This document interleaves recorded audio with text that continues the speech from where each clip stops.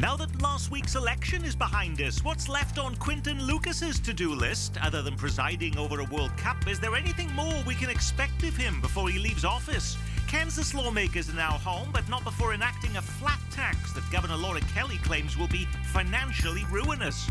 A crackdown on ATVs after a police officer is run over and hospitalized. Plus, America's new tariff war now being felt close to home. I don't see any future with the high tariffs to keep a store. Also this half hour, add top business leaders to the list of Kansas Cityans frustrated with the slow pace of progress on deciding the future homes of the Chiefs and Royals. More than 30 of them come together this week to produce a video demanding immediate action. Did it make a difference? Week in Review is made possible through the generous support of Dave and Jamie Cummings, Bob and Marlise Gorley, the Courtney S. Turner Charitable Trust, John H. Mize, and Bank of America N.A. co-trustees. The Francis Family Foundation through the discretionary fund of David and Janice Francis. And by viewers like you. Thank you. Hello and welcome, I'm Nick Haynes. Glad to have you with us on the programme that connects the dots on the week's most impactful, confusing and downright head-scratching local news stories. Hopping on board the Week in Review bus with us this week from our Metro's newest newspaper, Next Page KC, Eric Wesson, former Star reporter and editorial writer Dave Helling, and from KCUR News, local government reporter Savannah Hawley-Bates, and tracking the region's top political stories and trends, Brian Ellison. Now that last week's election is behind us and Mayor Quinton Lucas is claiming credit for big victories on a new jail and a school bond issue, what's left on his to-do list? Lucas was staking his reputation on both issues passing, and they did. So what now? Other than keeping the Chiefs and Royals in his city and presiding over a World Cup, is there anything more we can expect from him before he leaves office, Dave? Well, they do have to pick a city manager or at least solve the city manager problem, Nick, relatively quickly, in part because of the stadium negotiations and the World Cup. So he gets to have an outsized role as mayor in the selection of whoever fills that job and whatever the plan might be going forward. The other thing that I think he might focus on is reducing the number of murders in Kansas City. Remember when he was first elected, he made a pledge to keep murders under 100 for a year. He, of course, has never come close to that. And it may be that in his final year he'll approach that. Is that conceivable that he could do that, Eric? Keep them under 100? No. Too much has gone neglected. We haven't invested in the right things. I think that this city council hasn't, or the previous city council. I don't think they've invested in the right things. I don't think they have leadership in the right positions to make a difference when it comes to impacting violent crime. I think one of the things he might try to do is finish that cap over 670 that he started, maybe name the airport after himself, or some streets or some of those things. But I guess if you look at his agenda outside of the homicides, he's pretty much done most of the things I believe that he wanted to, but he does have to get a city manager. Is there any other big project up his sleeve before he departs the mayor's office in what will be August of 2027? Well, I think he has lamented that the stadium has sort of taken over most of his job as mayor. He says he doesn't want to be the baseball stadium mayor, so I think he's hoping to get that wrapped up quickly. Otherwise, besides trying to limit violent crime, he's been really working on sort of the bread and butter issues of the city, things like road resurfacing, tree planting, to get city services quicker to people who haven't maybe gotten them before.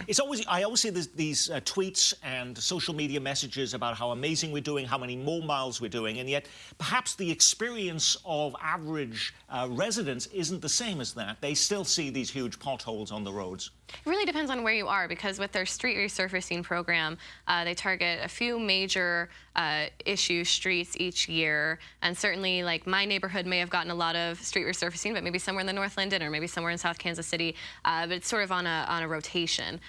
So it definitely goes in pockets. You know, I think when we talk about what the mayor can do to ensure his legacy, I think the new city manager is going to be a big piece of that. But remember this, the mayor's powers in the city are in some ways very limited. The mayor is not running the day-to-day government of the city, has one vote on the city council.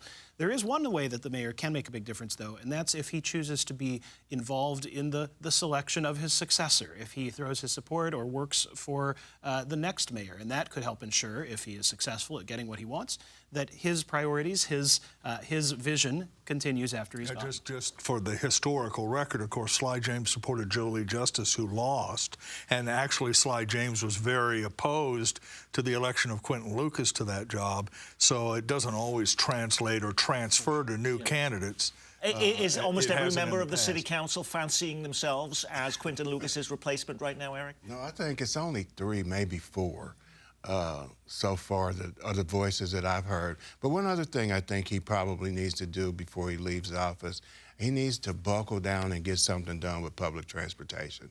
Public transportation is still a problem, and whatever the $38 million they're giving them for the next 6 months, that's pretty much a Band-Aid. You still have a problem in a lot of areas in the urban core. The free fares, I think those are gone away, so that'll help solve some of the problem, I believe. Well, and that's one of the things he's staked his reputation on, is being the first city in America to first major city to institute free fare.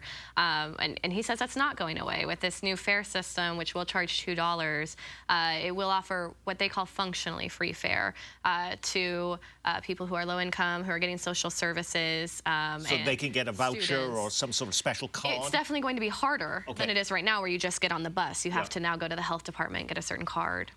Just briefly, because I know we're going to talk about the stadiums later, but if the Royals or the Chiefs or both leave Kansas City during his time in office, that's what he'll be remembered for, no matter what he has done or will do. And that's why he has to focus on that in his remaining time. We did mention the election just a moment ago. Speaking of that election, some of our viewers are unhappy and confused still. Carolyn writes, why do we need to keep taxing residents to fix up schools? She's talking about the school bond election.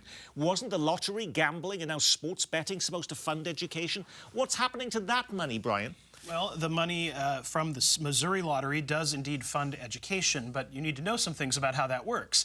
It only funds about 3 or 4% of the total amount of money the state spends on education, and more importantly, it goes into the general state budget. What the money that it goes to education from the lottery allows the state to do is spend that same amount of money on other things besides education. It's putting money into one pocket so you can take it out of a different one. And that allows the lottery to promote that it's supporting education.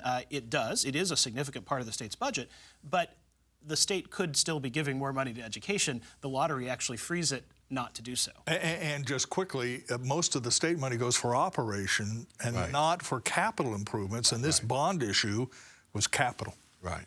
Now add top business leaders to the list of Kansas Cityans frustrated with the slow pace of progress on deciding the future homes of the Chiefs and Royals. More than 30 of them came together this week to produce a video demanding immediate action.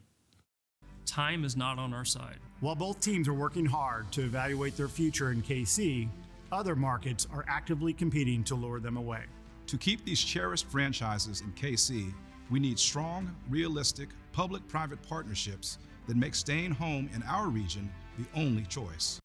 OK, Dave, did it make any lick of difference with John Sherman and Clark Hunt this week? Well, or anyone else. OK. I mean, the position of the Civic Council and the Chamber and all the other groups and the Sports Commission have been known for months, years. They didn't break any real ground. Why the video, then, do you think? Because I do think we're getting to crunch time on some of these decisions, Nick, not just from the teams, but from the state legislatures, as well as local governments. News emerged this week that maybe Clay County is back in the running for the Royal Stadium. That changes the calculus. I do believe that most of the folks connected with this effort understand that this is the year of decision, that if you put it off again, you're going to have delays that will not, respond to the timetable of the teams. And the other thing to keep in mind is I think there's a general consensus that if you go back to voters in any way, for the Chiefs or the Royals or both, and you fail again, you're in big trouble. You can lose once. lose twice, and it's so. I think there's a real effort to make sure that whatever they do is going to pass this time, and that time is with us. And that's the hard part there is. I think everyone can agree we want the teams to stay in the Kansas City region in this market. Where in the market is what everyone's fighting about. You know, Kansas wants them in Johnson County, Clay County wants them in North Kansas City, Jackson County wants to keep them, whether or not that's downtown. And I think right now the Royals are courting all of the different offers that they're getting, seeing which package is best. The city hoped to have Washington Square Park picked by last year. There were, again, lots of stories this week about Clay County as being now the top spot. But come on, how seriously are we going to take that when that was viewed as one of the top options last time and it was dismissed then just before the election? Yeah, everything old is new again. It's the property is still there. There's a solid ownership of a big chunk of property there. It still makes some sense from that standpoint. Also, though, the state, that's the only plan that the state has seemed to come around. There's the approval of a Clay County Sports Commission by the Missouri General Assembly was a significant step. What's confusing to me about the messaging of that video and even the whole conversation is that neither the Chiefs nor the Royals have really made any indication. In fact, they very publicly have said they're not leaving the area. We're talking about where and how, not leaving the area. And so what is the concern? Is there some other knowledge out there that is leading these business leaders to quietly sound an alarm? Can we remove, by the way, the former Sprint campus in Overland Park from the list of options now that the owners of it are offering now up to 2,000 new jobs, luring a major new tenant there? There's not going to be space for them. Well, there is some vacant land that might be used, but I don't think, I think it's way down on the list, Nick, but we can't rule it out because we don't know what's going on, at least privately, in these discussions. But let's be clear. You can have the teams agreeing on a site, local officials agreeing on a site, the Chamber of Commerce agreeing on a site, but the people who will vote, presumably, on coming up with the cash, are much, much more skeptical of these projects than others. And that effort is still in abeyance. We don't see any effort to convince people to support this stuff. They may not have to vote. It depends on the plan. Well, I keep coming back to that. I think the Royals were really burned, the Chiefs too, by the April. How are they going to do that, Brian? How are they going to do it without a vote of the people? Nobody knows. But that's the mayor whistling in the wind. Well, Eric has the solution for us, though. I think the spark that caused that was someone across the street in the courthouse saying that neither one of the teams brought real value to the city. And I think that was something to kind of keep them in this area rather than going to Johnson County or Wyandotte County or someplace else. But again, the location, people are still grumbling a little bit about being in Crown Center and not on 18th Street, where you got access to the freeways, you got an area there, Negro Leagues baseballs, or East Village. East Village is still available. So we still have lots of front page stories, lots of major stories on our local TV news channels, and still absolutely no information on what's going to happen. Now, stop calling it, by the way, the South Loop Project, Kansas City's ambitious plan to cap the downtown freeway and turn it into an urban green oasis has now got a new name. Starting this week, it'll be officially called Roy Blunt Luminary Park, after the former Missouri U.S. Senator who helped secure nearly $30 million in federal funding for its construction. Do city leaders think people will like the project more if they name it after a Republican senator? I'm not sure that's their goal there. I think it's just sort of an... Does it bring in more money? Are they short of money? Well, they are 35%. They're still waiting on a federal grant that is bigger than the $30 million that Roy Blunt brought in. About $65 million is sort of held up right now, which with the current administration, who knows how that will go. Roy Blunt certainly helped get the project started after years and years of discussion with that first installment of federal money, but it definitely has not been the majority of money. And based on public reaction to the park name, I don't really think the public cares what it's named. They're just questioning whether or not it will be built. Just quickly, you've got the Roy Blunt Park on the west side of Kansas City, the Christopher Bond Bridge, which he was responsible for on the east side. Claire McCaskill must think she's chopped liver. I mean, what have we named for Claire? And she's from this area. What did we name for former Mayor Mark Funkhauser? Or Jay Nixon or anyone else. So I'm sure that there's some some people talking about this, whispering about this in other quarters. I mean, in fairness, though, I think city leaders, even at that event, they pointed out that it wasn't just for this park. Roy Blunt made a point of bringing appropriations back to all of Missouri, including Kansas City, during his time, which has not necessarily appeared to be the priority of every senator, including certainly McCaskill. well, and including the senior senator now, Josh Hawley, who is not known for, in fact, he's opposed to that sort of earmarking and bringing home the bacon. And so it is a different generation of congressional leadership that is reflected in Roy Blunt. Now, speaking of naming things, what's the best way of honoring former Missouri Governor Mike Parson? Naming a new bridge or stretch of highway after him? How about a life-size statue outside of the Missouri State House? Well, how about naming a meat lab after him? The former Republican governor will be in Columbia today as the University of Missouri unveils its newest building, the Michael L. Parson Meat Science Education and Training Laboratory. He was a cattleman, after all. Is that fitting for him, Eric? Sure, it certainly is. It sure is. And I can't think of a more deserving governor to have that named after him. We could be renaming I-70 after him because he actually is the person responsible now for putting an extra lane from Kansas City all the way to St. Louis in both directions. Only That's a the huge third achievement. lane, though. You can drive in the Governor Parson lane, but not the whole highway. All righty. Well, Kansas lawmakers are back home this week after wrapping up a whirlwind veto session in Topeka. One of their biggest actions was to scrap the state's income tax brackets to impose a new 4% flat tax. Governor Laura Kelly says it could be financially ruinous, costing the state up to $1.3 billion. Republicans claim she's being overly dramatic and says the flat tax would be phased in over 3 years. Who was the biggest winner from the change, Dave? Wealthy people. I mean, whenever you adjust the brackets at the top, you provide more cash for people who are in the upper brackets, which was and is the case in Kansas. You are not going to zero, which is what Sam Brownback attempted to do, to disastrous results. If the state of Kansas suffers from a recession, which is possible, or from the adverse impacts of tariffs, which is more likely, they may rue the day that they reduce the income tax intake for the state because they might be back in the same pickle they were in under Brownback.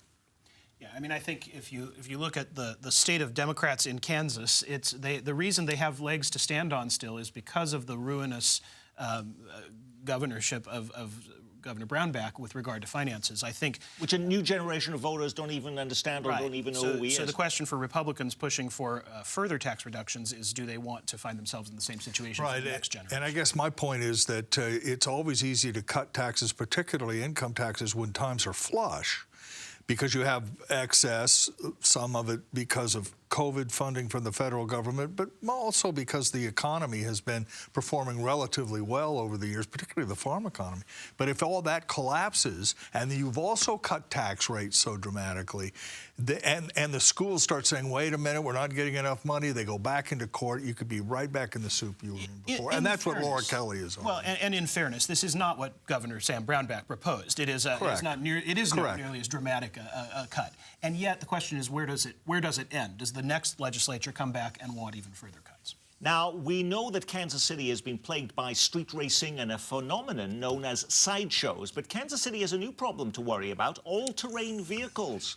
Mayor Lucas vowed a major new crackdown on ATVs this week after a Kansas City police officer was run over by an ATV, hospitalizing him with head injuries.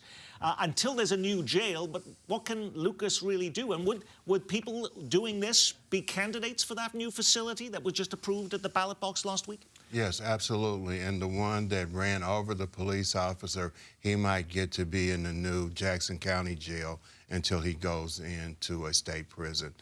Because that was definitely a serious issue. But I was at the press conference, a lot of things that they're going to do, maybe confiscate those vehicles, those ATVs. What I learned that was really interesting is they're illegal anywhere. You can't ride them in the parks, you can't ride them around town like they're doing. So I know. The police they may be illegal, but people do them all the time. And you see them in pocket parks all around the metro. And a lot of them are stolen. So when they talk about confiscating cars and confiscating the ATVs, the people riding them don't care because they're not theirs. Yeah, this has been sort of the perennial issue for the city, at least for the past few years, is that, they try as hard as they might to crack down. Again, the city doesn't control the police department, so they might work in partnership there, but they can't give exact directives. And it's always been illegal, and yet you see it spread to more and more neighborhoods, not just downtown, but also the Crossroads, also, further south in Kansas City. It keeps expanding and getting more popular, more different kinds of vehicles. This is a big problem to try and solve. We talked about Kansas lawmakers finishing up their session this year. Missouri lawmakers are actually back at it in Jefferson City. This week, they got a jump start on marking Earth Day, which is on Tuesday. They're not celebrating it. They're walking it back. On the agenda this week was a Missouri House bill that bans cities and counties from requiring new housing to be energy efficient, environmentally sustainable, or meet any green design codes. How's that for honoring Earth Day? I think it's pretty classic for state of business for the state of Missouri to take more power away from its largest cities. We just talked about Kansas City not having control over the police department. They also now don't have control over their energy codes if this goes through. The energy codes were certainly unpopular with developers, but they would help make things like utility costs cheaper for the people who live in them. So this might, trickle down to be a pretty disastrous. And the Home Builders Association wasn't happy. They were saying that they were just building in other parts of the metro rather than in Kansas City because they had so many more hurdles they had to now overcome to be able to build houses. Well, that also wasn't proven true. Kansas City has not seen a drop in development or building since these codes went into effect. It was just more sort of the gripe against having to comply with it when they didn't have to in other areas. The idea that Republicans support local control and Democrats are about big centralized government really has not been true in Missouri for as long as Republicans have been in control of the centralized government.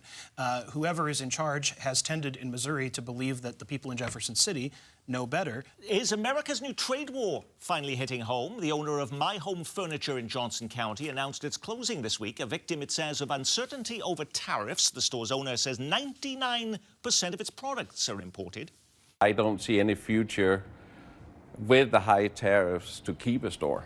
When I order a whole container from Italy, I mean, it's $100,000. If there's 25% tariffs on that, I mean, I pay $25,000 more. I have to add it to the end consumer. It's not something I can absorb. Seeing a small business have to shut their doors is, it's heartbreaking and infuriating. Sharice Davids there, the Kansas congresswoman. Our local craft breweries say tariffs on aluminum they use for their beer cans means your six-pack is on the rise. Other businesses are adding a new line to your receipt. A tariff fee? How would you feel if, along with your sales tax, Eric, you notice a tariff fee line as you settle up at the cash register? I would be upset. And, we have CID taxes, you got sales tax, you got a lot of taxes, and we pay a lot of taxes, especially in Kansas City. So I would be upset about that, and I probably would try to figure out an alternative place to shop and an alternative product to buy. We're also hearing about a tourism slump, a 12% drop from this time last year in the overseas visitors coming to the United States. Will that have implications for us when it comes to hosting the World Cup and having to change the number of visitors we're expected to come here? I haven't seen research on that yet, Nick, but I don't see how it couldn't. There are people from whole segments of the world who surely are not willing to take the risk of showing up in the United States and not knowing what they're going to experience here. Canada, our closest ally, the percentages are astronomical of Canadians who are saying they will never go to the U.S. again, or they're not willing to go there right now, at least. And not only because they don't know what they'll experience when they get here, also, internationally, people are afraid to travel here because there have been multiple examples of people from different countries getting detained when they come here, whether or not they have a travel visa or just here on vacation. So I think that really impacts the situation You travel as well. to Kansas City and could end up in a Salvadoran prison if you don't do things right. I mean, that is a real concern. People think it's a joke. It isn't a joke. And it may be one of the points of the president's approach to all of this is to isolate America from the rest of the world. We got a great response last week to our shaking up of our Big Story Miss segment to focus instead on the newsmaker of the week. So we're doing it again. Who would you choose? Was it Roy Blunt, the former Missouri U.S. Senator, who now has an unbuilt park named after him? Kansas City business leaders who try to do the unthinkable, nudge the Chiefs and Royals to come to a decision in a new video? Kamika Gilmore, who's still being viewed as the favorite this week to replace Brian Platt as city manager? Was it our police officers who, in addition to dodging bullets in this town, now have to evade being run over by ATVs? Or is it the residents of Clay County who are still dreaming of being the new home of the Kansas City Royals? Brian, did you pick one of those or something completely different? I went another direction. Missouri House Speaker John Patterson, Republican from Lee's Summit.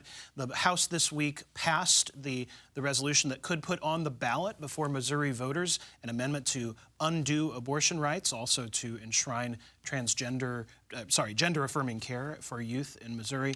But Republican John Patterson voted against it, going the opposite direction of the rest of his party, even as he continues to be his party's leader in the House. That's a pretty interesting move, and we'll have to see what implications it has for his continued leadership. Eric. I would say Kamiko Gilmore as the city manager. There have been probably about 4 people that I've heard that have applied for it, but listening to insider information at City Hall, she'll probably have the votes to do it. Now, whether the mayor pushes her and presents her to the council, that's a whole different story. Dave. A guy named Doug Beck, the senator from St. Louis, is the Senate minority leader in Jefferson City for the Democrats. The Democrats are now involved in a filibuster to try and stop repeal of Proposition A. That was the sick leave and minimum wage proposal passed by voters. Regardless of what you think of the merits of the issue, the fact that the state legislature is now routinely overturning the will of the voters deserves our attention and our reprobation, as they say. And including on the abortion question. And abortion they're still as trying well. to put the constitutional amendment on the ballot, walking much of that back. Savannah. I think it is the residents of Clay County, not just for the stadium, which is, again, a perennial news-making issue now in Kansas City, but also a new data center there that's getting $10 billion in bonds from Port Kansas City, and a new career center that the City Council is set to approve funds for to be built closer to the Kansas City portion of Clay County than it currently is. They're getting a lot more development out there with these things. So their star is rising this week. And on that, we will say our week has been reviewed courtesy of KCUR's Savannah Hawley Bates and Eric Wesson of Next Page KC, KCUR's Brian Ellison, and Kansas City news icon Dave Helling. And I'm Nick Haynes from all of us here at Kansas City PBS. Be well, keep calm, and carry on.